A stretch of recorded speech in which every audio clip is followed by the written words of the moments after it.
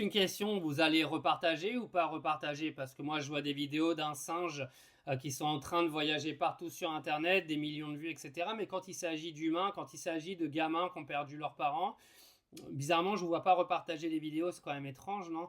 Alors moi, il m'a fait de la peine, hein, le petit singe, d'accord? Mais les enfants de Gaza m'en font un peu plus. Voyez-vous, puis les enfants de Gaza, les enfants de partout dans le monde qui sont aujourd'hui dans cet état-là, moi, ils me font un petit peu plus de peine, même si le singe, enfin voilà, c'est triste.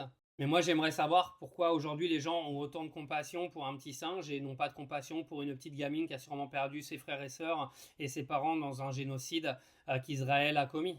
J'aimerais savoir pourquoi dans un pays nous sommes capables à une Assemblée nationale de faire une minute de silence pour un néo-nazi et qu'on n'est pas capable de repartager la vidéo d'une gamine qui a perdu ses parents et qui est en gros dans un pays complètement détruit par la guerre. Non, j'aimerais savoir pourquoi l'être humain a cette faculté à toujours se faire amadouer par les mauvaises causes et ne jamais prêter attention aux bonnes causes. C'est quand même dramatique de voir où on en est aujourd'hui à cause des réseaux sociaux.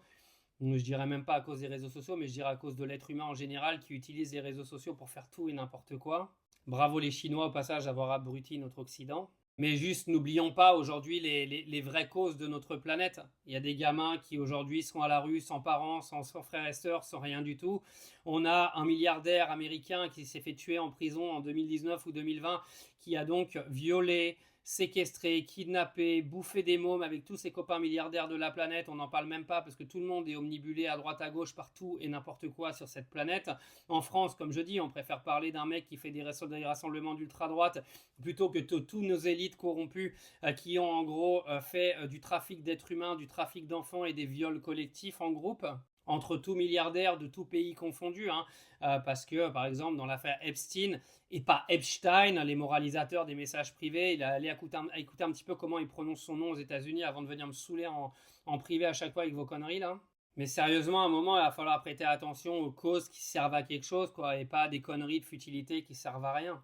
Alors je sais que le monde ne sera jamais parfait, mais utilisons les réseaux sociaux de la bonne façon, utilisons les réseaux sociaux pour sauver des vies aujourd'hui qui ont été prises par des pays terroristes, par des milliardaires corrompus, par des fils de yinches, de politicards de merde qui se servent de leur pouvoir pour clairement faire ce qu'ils veulent de leur population, plutôt que de toujours essayer de faire des rassemblements à la con pour des gens qui ont en gros cherché la merde, ou pour par exemple des faux kidnappings de chiens qui ne méritent pas qu'on y passe autant de temps dans les médias, voyez-vous.